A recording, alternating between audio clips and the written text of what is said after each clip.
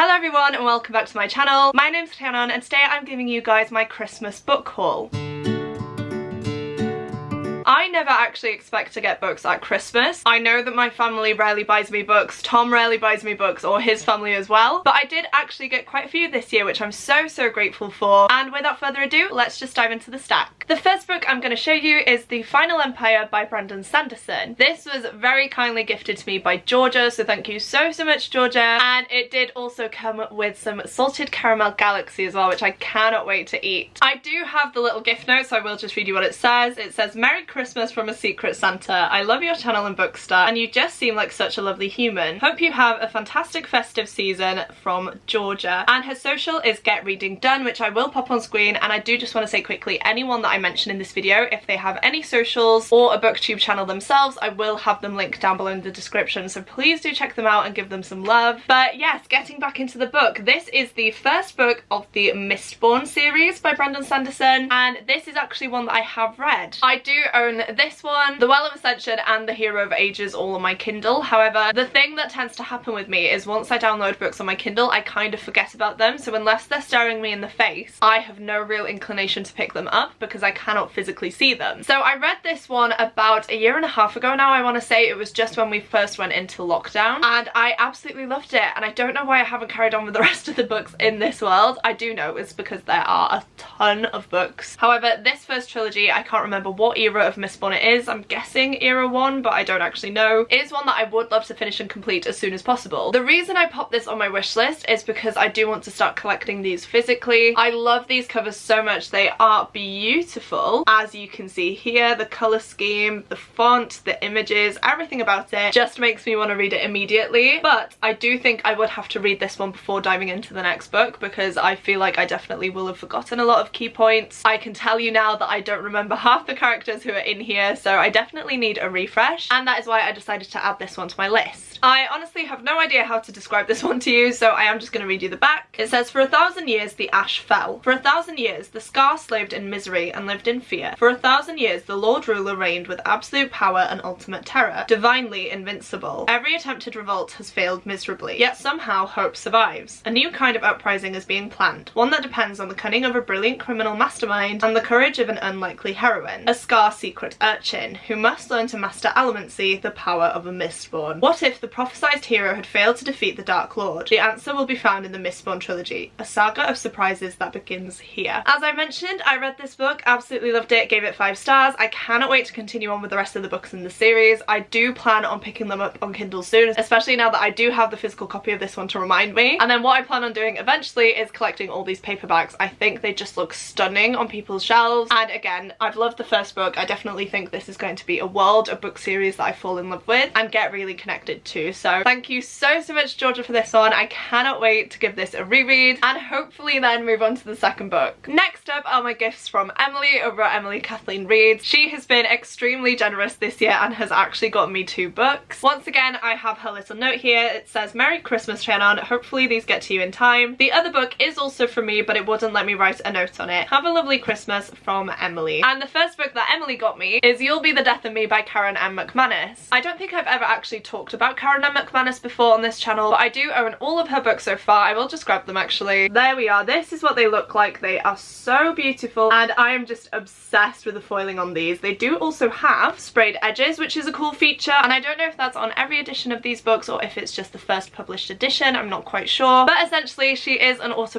for me. I love all of her books so far. I haven't read The Cousins though, which is her newest one before this one, but I really do plan on getting to this soon because all of her books tend to be very easy to read and I do tend to fly through them quite quickly. So this is definitely one I'm going to pick up when I'm feeling a bit of a slump coming on and want to get out of it. As I mentioned though, this is her newest book. It's a gorgeous purple colour, and once again I know nothing about this one. I just knew it was from Karen M. McManus and popped it on my wish list because of that. For this one it says, "Skipping school is fun until someone gets murdered. Ivy, Mateo and Cal used to be close, best friends back in middle school. So when Cal pulls into to campus late for class and runs into Ivy and Mateo, they decide to ditch school, just like old times. But they're not the only ones skipping school that day. When the trio spot classmate Brian Boney Mahoney acting suspiciously downtown, they follow him into an empty building and walk straight into a murder scene. Now that their day of freedom has turned deadly, it's only a matter of time before the truth comes out. So that sounds so interesting to me, definitely my type of thing, and as I previously mentioned, I know this is going to be a fast-paced book, so it's one that I am very likely to fly through. And then the second book that she got me, and how could she not, is an Agatha Christie book. This is The Mirror Cracked from Side to Side, which is part of the Miss Marple murder mysteries, and once again I am so happy to own this book. I do have a massive collection of Agatha Christie's works, and I have started collecting these editions specifically, and I guess it's a little tradition now that we buy each other Agatha Christie books. I did buy her one as well this Christmas, which must be fate, but she did actually buy me one for my birthday, and now she's bought me this one for Christmas, so thank you so much, Emily, for adding to my Aggie C collection. If you guys don't know, Miss Marple is an old woman who lives in the very quiet, remote village of St. Mary Mead. To everyone on the outside, she just looks like a gossiping old woman that loves to people watch and spread about people's business. However, she has a knack for solving murder cases, and all of the books in this series follow Miss Marple as she encounters a new murder and has to ultimately solve the case. For this one, it says 1 minute, silly Heather Badcock has been babbling on about her movie idol, the glamorous Marina Gregg. The next, Heather suffered a massive seizure, poisoned by a deadly cocktail. It seems likely that the cocktail was intended for the beautiful actress, but whilst the police fumble to find clues, Miss Marple begins to ask her own questions. Because as she knows, even the most peaceful village can hide dark secrets. This sounds amazing, cannot wait to get to it. I do have 3 books of hers that I need to read first though before diving into this one. I am following the reading order that is on the back of the books. I don't really know if that's the proper way to go about it. I know there are a few different ways you could approach these books and read them. However, that is the order that I've decided to follow, and I'm having a really good time with them so far. So thank you so much, Emily, for both of these books. I'm so excited to get to them, and I will of course let you know my thoughts on them once I do. Next up, we have a present from my dear friend Chloe over at Chloe Reads Books, and Chloe did actually send this book to me personally. I think she ordered it off of my Amazon wishlist, but it went to her house so that she could wrap it and give me a card, which is just lovely. I did also very much appreciate the dinosaur wrapping paper, Chloe. It made me laugh and I absolutely loved it, so thank you for that. But the book that Chloe got me is Ace of Spades by Farida Abike Imwide. I really hope I'm saying that right, I'm sorry if I'm not. Which is an incendiary and utterly compelling thriller with a shocking twist that delves deep into the heart of institutionalized racism. I have heard nothing but amazing things about this book, you guys. It had so much hype when it came out, and I don't know why I didn't buy it for myself actually. I don't know if it's because of the hype or what. I might be a little bit intimidated. Plus the size of it, this is quite a chunky book actually. This is 470 pages, but it is one that's always stuck in my mind and one that's always intrigued me, so I'm so happy to now own it. On the back of this one it says, welcome to Nivea's Private Academy, where money paves the hallways and the students are never less than perfect. Until now, because anonymous texter Aces is bringing 2 students' dark secrets to light. Talented musician Devon buries himself in rehearsals, but he can't escape the spotlight when his private photos go public. Head girl Chamaka isn't afraid to get what she wants, but soon everyone will know the price she has paid for power. Someone is out to get them both, someone who holds the aces, and they're planning much more than a high school game. I feel like you don't really get too much from the synopsis, which I'm grateful for. I think this is definitely one that I want to dive into without really knowing anything. But what I will say, and what I really do appreciate on the author's part, is that there are some trigger warnings at the front of this book. So it says, Ace of Spades is a work of fiction, but it deals with many real issues including racism, homophobia, bullying, and suicide ideation. That is something I really do appreciate. It's something I definitely feel like more authors should include, and even though I'm not personally triggered by the majority of things, I know that that helps so many people. So any authors, if you're watching, please do consider putting a trigger warning in the front of your book. I know it would definitely help some people out, and just prepare them for any type of triggering content that could pop up. I do also want to mention that Chloe did get me some chocolate. It was a lovely Milka bar, but unfortunately I have already eaten it, so I cannot show you that, but I will just say it was amazing. And yeah, thank you so much, Chloe, for your gifts. I cannot wait to read this one, and again, I'll be sure to let you know my thoughts on it once I do read it. The next book I have to show you guys is The Silence of Bones by Joan Hood, and this was a gift from the lovely Liam, so thank you so much, Liam, for this one. Once again, I do have the little gift note, so I will just read it out. It says, Nadolig llawen Rhiannon, hope you have an amazing holiday. I always enjoy your content and look forward to our chats. Give Kiwi a hug from me too, from Liam. That is such a lovely message. I love that he used Nadolig llawen, which is Welsh for Merry Christmas, and you know I will definitely give Kiwi a cuddle for you, Liam. Thank you so much. This is a book that I've had on my wish list for a while now. It's one that I always come back to but never actually buy for myself, which again, I don't know why I do that, but apparently it is the thing that I tend to do. But all I know about this one is that it's a dark murder mystery set in Korea, and honestly that just sold me on it. I didn't really want to know much more before I added it to my wish list. Just for everyone else's sake though, I will just read you what it says here. It says 1800, Joseon, Korea. Homesick and orphaned 16-year-old Seol is living out in the ancient curse. May you live in interesting times. Indentured to the police bureau, she's been tasked with assisting a well-respected young inspector with the politically charged investigation into the murder of a noblewoman. As they delve deeper into the dead woman's secrets, Seol finds an unlikely bond of friendship with the inspector, but her loyalty is tested when he becomes the prime suspect, and Seol may be the only one capable of discovering what truly happened on the night of the murder. But in a land where silence and obedience are valued above all else, curiosity can be deadly. So yeah, it sounds like such a wild ride. I'm definitely gonna have to prioritize this one and read it soon because I'm in such a murder mystery type of mood. I don't know if this is translated. I don't think it is because there isn't anything mentioned on the cover or in the book itself. But yes, I'm extremely excited to get to this one. I've heard nothing but amazing things from the people that I have seen read it, which isn't a lot actually. This is definitely a lesser talked about book, but I'm so glad to have it in my collection now and I cannot wait to get to it soon. Next up we have a book that my sister actually bought for me, and what she tends to do is every Christmas it gets to the point where she just goes, can you please send me your Amazon wishlist so that I can buy you a book, because I have no idea what to buy you and I'd rather get you something that you want. And let me tell you guys, she did an amazing job at choosing me this book. It's one that I just added to my wish list, and honestly I can't believe that it wasn't on my radar before, but the cover for the second book in the series was recently announced, and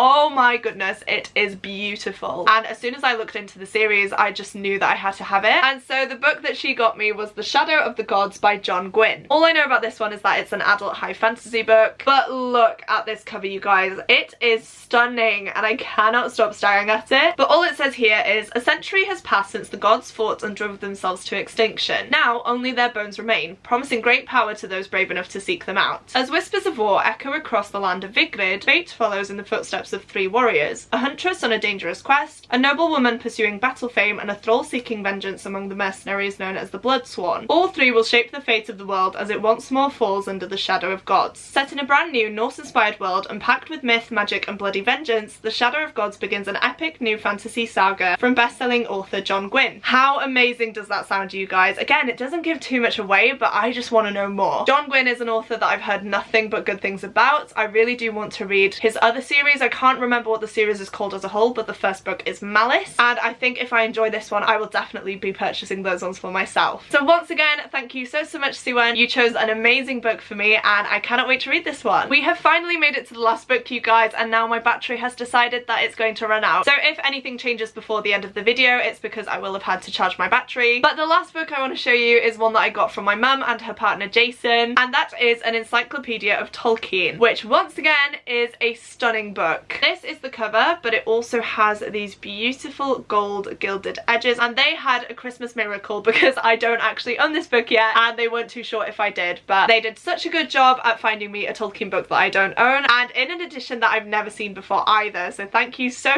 much to you guys. Oh my gosh, you guys, look at the art in this, and this is just full of illustrations and facts about Tolkien's world and mythology. So for example, this is a page about the hobbits. It gives you a little description and it also goes into the meaning of some of Tolkien's words as well, which is really interesting and I do appreciate. Wow, this is beautiful, you guys. Look at this one. So it says we have Shadowfax there running on the plains of Rohan. Yeah, I just love this book so much. We do also have some information about different gods and goddesses, and we do also have some legends written here as well. So all in all, this is a beautiful book. I am so glad to own this now and to have it in my collection. I do own a few other David Day books. I can't remember off the top of my head which ones I have. I think I have Tolkien, a dictionary, an atlas of Tolkien, and the battles of Tolkien. I think those are the three that I have. Now I have this one, and like I said, it's in an amazing edition that I absolutely love, and I'm always grateful to have some more Tolkien books, or Tolkien inspired books I should say. say. So these are all of the books that I received for Christmas. Thank you so much to anyone who bought me something. You truly don't have to, but it means the absolute world to me. Also, a massive thank you to those of you who reached out to wish me a Merry Christmas. I did have a really good day despite not being able to see my family again, but we're all healthy, we're all safe, and that's the main thing, so hopefully I can see them soon. But yeah, again, your messages just mean the world to me. They really do help and I really do appreciate them. If you've made it this far into the video and would like to let me know that you're still here, please do leave me some book emojis down in the comments. I think that's going to be pretty fitting because obviously I'm hauling some books today. I do have a come book shopping with me video coming your way after this one, as well as an unhaul video. So a lot of content surrounding buying and getting rid of books coming your way, and as I always say, seeing you guys post the emoji of the video truly does make my day, and it does just put the biggest smile on my face, so please do that if you're still here.